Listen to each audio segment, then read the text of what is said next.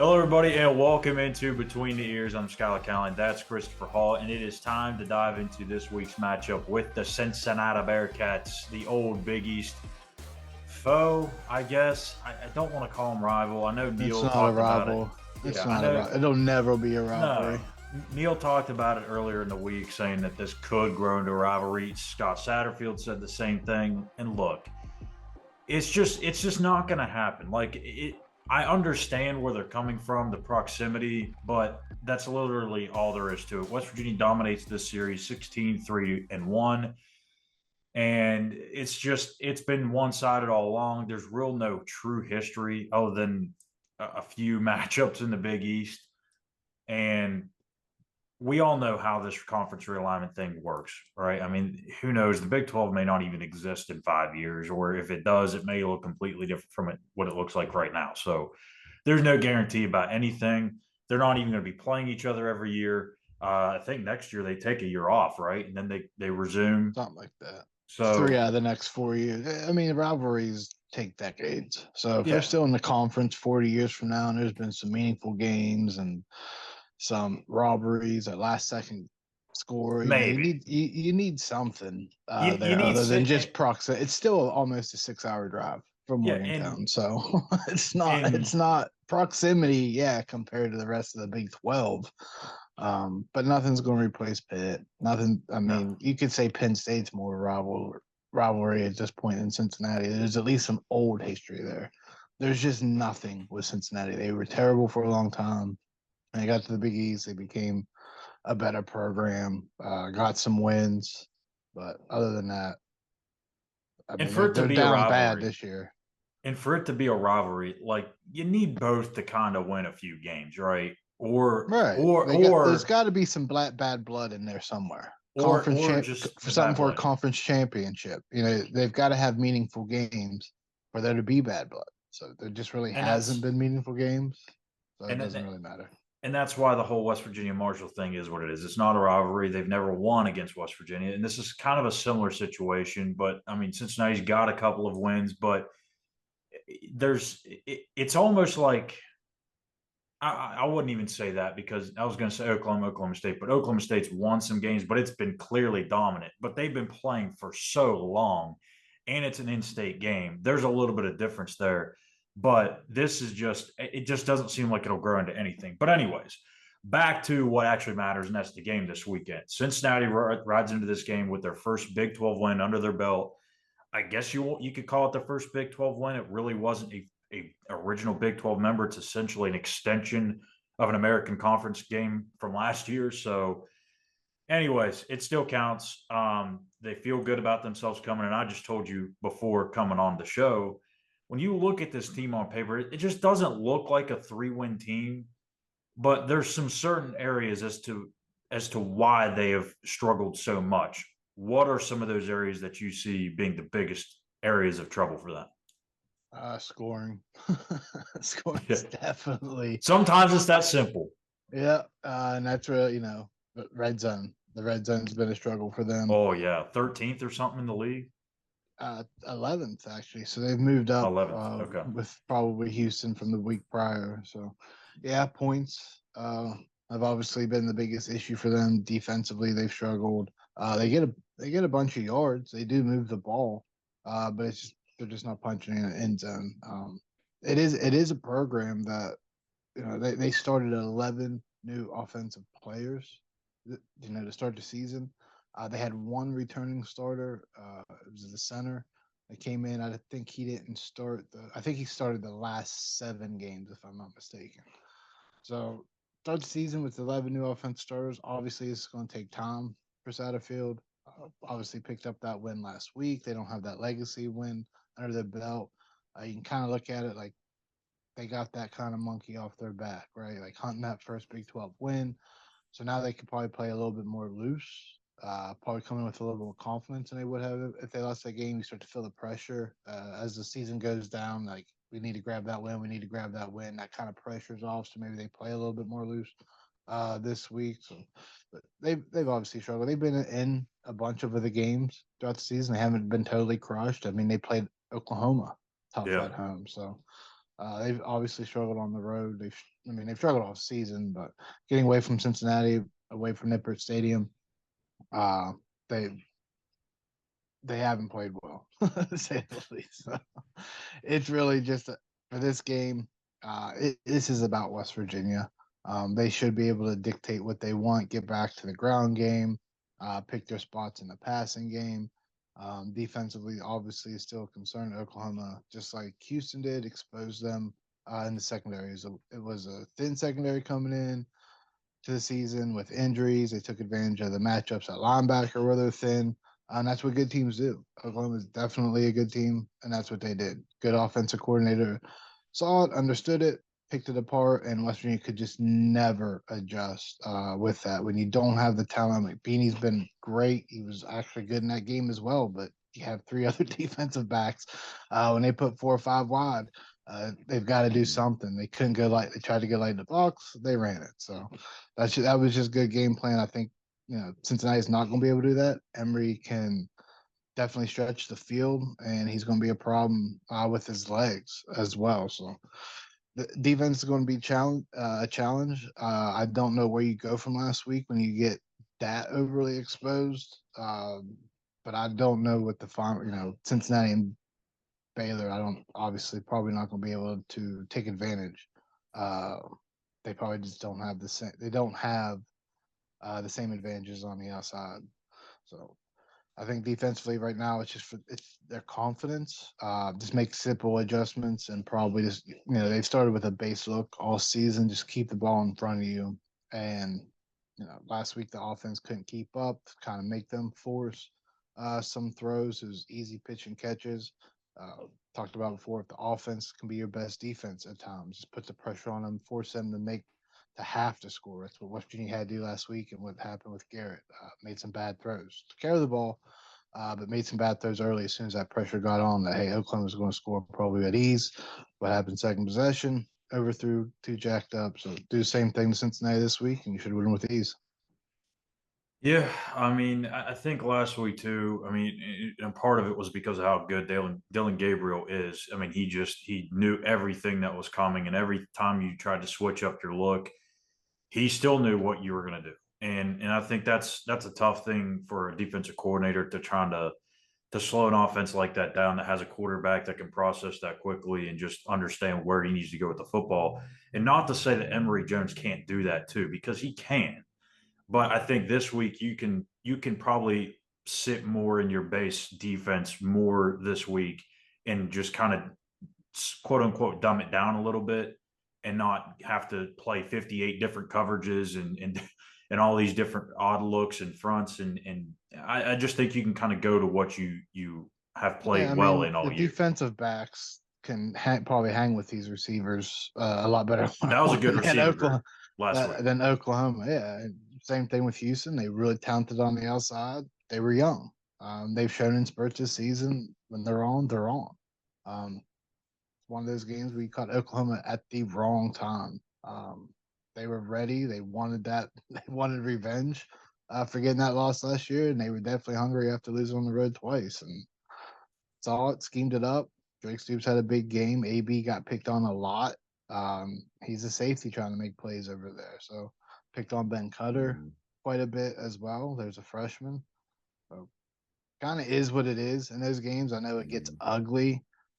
Sometimes the final score doesn't really dictate how good a team is. It just kind of snowballs, and there's not. And look, that again, that's just good scheme. They saw. Yeah. They just try.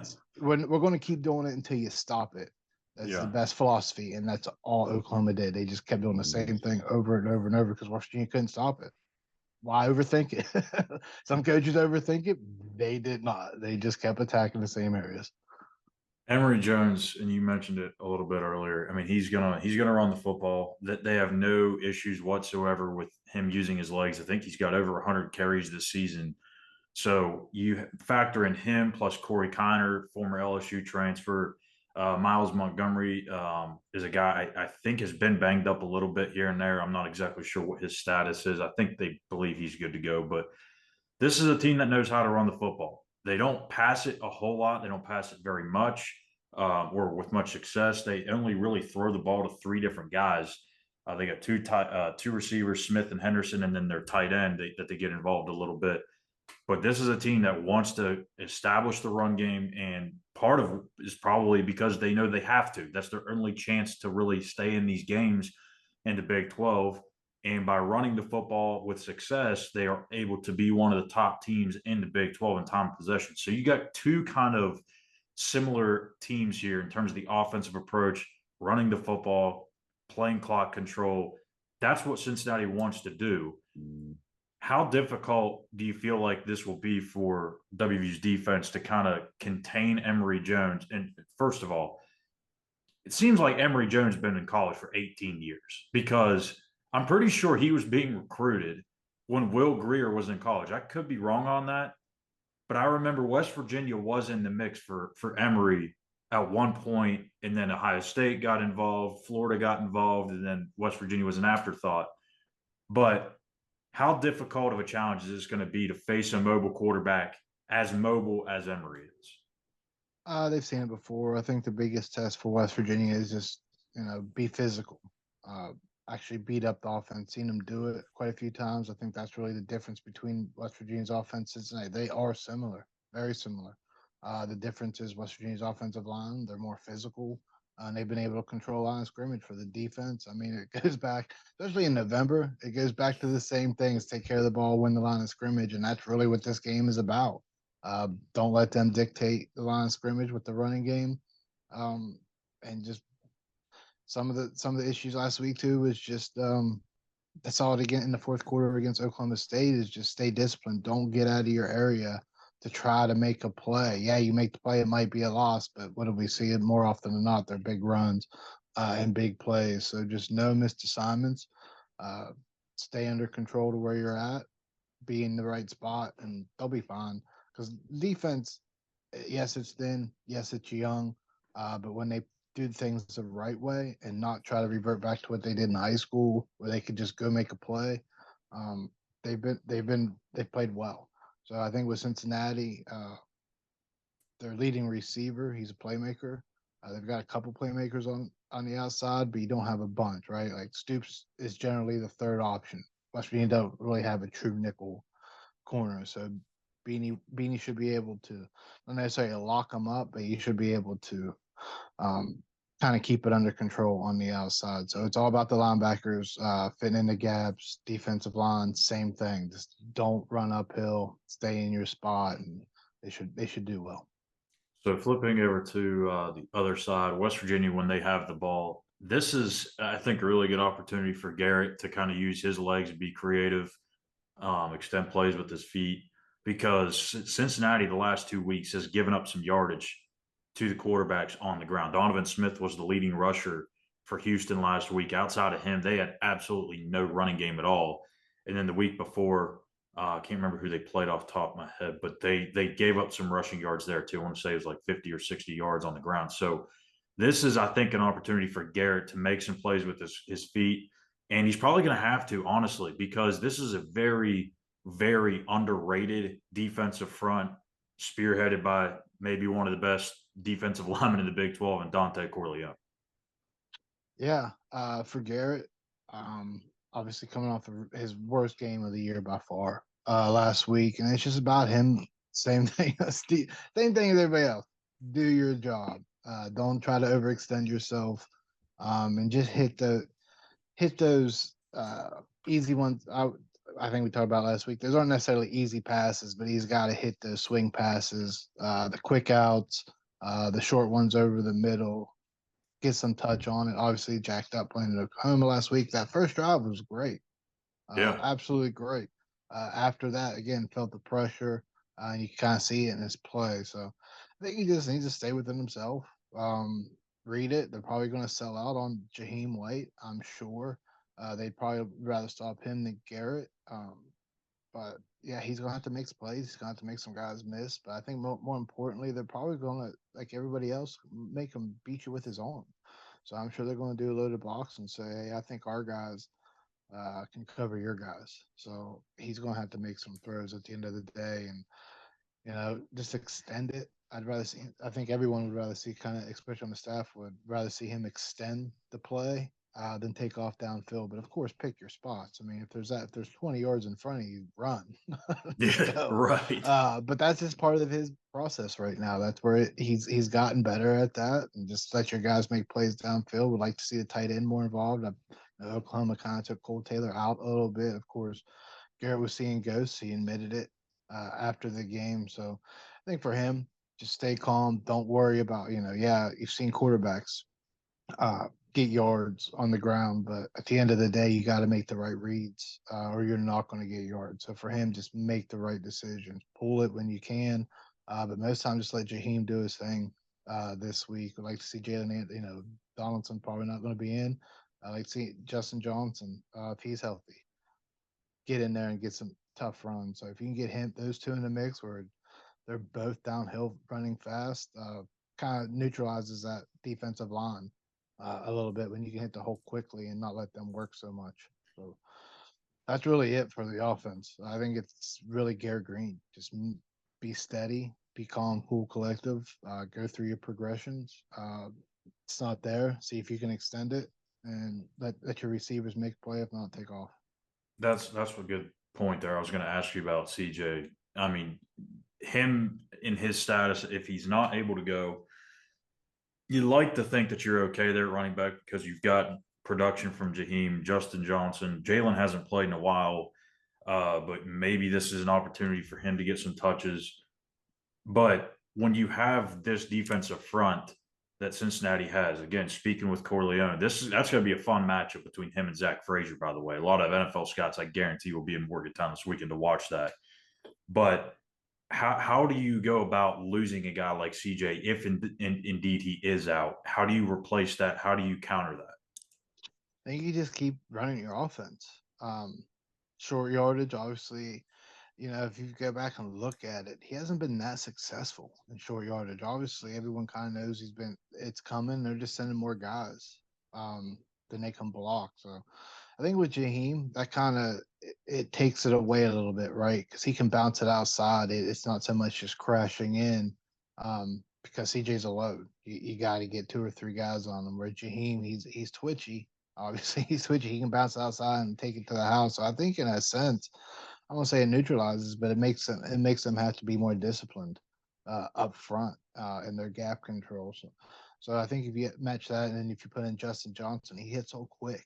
So again, that can be kind of devastating for the defensive line. As soon as you get up, and all of a sudden you look to your left, and running back's running by you, you don't have enough time to get your hand out there to try to knock them down. So you don't want to lose a guy like CJ, 6'4", 6'4", or 6'2", 240, something of that nature. He beats up on the defense, but Jaheim can kind of wear out a defense because they're running, 50 yards to the sidelines every other play, Right.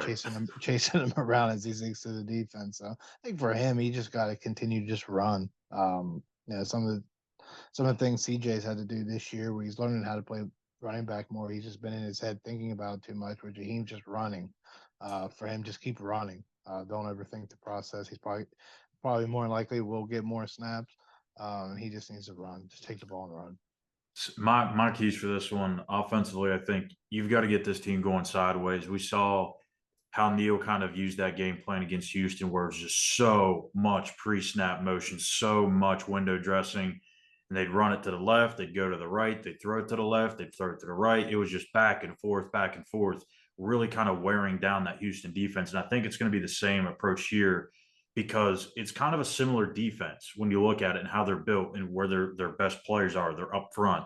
Cincinnati, if you can get those guys up front exhausted by the third quarter, you're going to be able to do whatever you want. So I think with this offensive line, how they played last week, they're going to be hungry, ready to come out and play. I don't know necessarily if you need to go just straight in between the tackles. Like, I really do think that if you get this team going sideways, get them tired, that's probably your best recipe for success in this one. And plus, it gets you're not just running everything right into Corleone. You're getting away from him. That's where you want it. You want to be most effective is keeping him out of the game plan. And defensively, I think it just comes down to a fast start. We talk about fast starts about offense all the time, but after the way you played last week, and you could even say parts of that UCF game a couple of weeks ago, you didn't really feel really good about how you started. So I think if you come out, doesn't have to be a 3-and-out, but if you get 2 or 3 stops in that first or second quarter, that's going to build some of that confidence back up to where you're not second guessing everything and everything that's being called. You're not guessing where you're going to be, where your guys or your teammates going to be. Fast start defensively, I think, is a key in this one for me too. Yeah, like to keep a hold of some of those balls as well. Defense gets their hands on. That was, you look back at the Beanie Oklahoma had game. another pick last week that he dropped. Not all of a sudden, Dylan Gabriel throws an interception. Maybe he starts hesitating on his throws a little bit, and maybe they're a little bit far behind. Like stuff like that has a huge effect on the psyche of quarterbacks. So yeah, get an early turnover. Again, put pressure on them offensively. Feel like they have to match scores, and next thing you know, they force one in there, turnover, and it can get out of hand real quick, like Oklahoma kind of did with West Virginia. It wasn't turnover, but man, they could just not pick up first downs, could not move the ball, and it just snowballed quickly. So you can pretty much have the reverse kind of game this week if you just go out there focused offensively and just start putting points on the board. Cincinnati's definitely going to start feeling it. Maybe kind of like a BYU feel a little bit. Yeah, Get it off to a hot start offensively and defensively, and I think get out of hand quickly. So absolutely. West Virginia, Cincinnati. It's senior day. It's Saturday at 2:30 p.m. Believe it's streaming on ESPN Plus. I hate the 2:30 start. I don't understand it, but it is what it is. Love it. I know you love it, but me personally, no. Those evening games are great now. So I'm not going to miss the evening game in a Pac-12 after dark. I get to. I'm just selfishly mad because it takes me away from being able to go cover the Hornets game, which I don't know. Maybe that's a good thing. I mean, they're not playing well either. But I mean, are you missing anything with the Hornets? No, not really. They're 3-7, so that's typically what happens with the teams I cover. They're just not very good. But anyway, can I put a bid in to cover when they play the Lakers? Go for it. Or the Warriors. One of them. Hey, if you want to go watch the Hornets play, have at it. Hey, I'd rather drive 6 hours to Charlotte than 6 hours to Cincinnati. So now that makes a lot of sense. You got a point there. So that'll do it for us here today on Between the Ears. Make sure you hit that subscribe button at Mountaineers Now. Check out our game day preview show as Eugene and I break down the matchup further. We talk a little bit about Don Nealon, a whole bunch of other stuff there on the game day show, breaking down West Virginia, Cincinnati. And then we'll be back Saturday evening to break down or to recap the game between the Bearcats and the Mountaineers. So thank you guys for watching, and we'll see you back here tomorrow on the Walkthrough Game Day Show. Take care.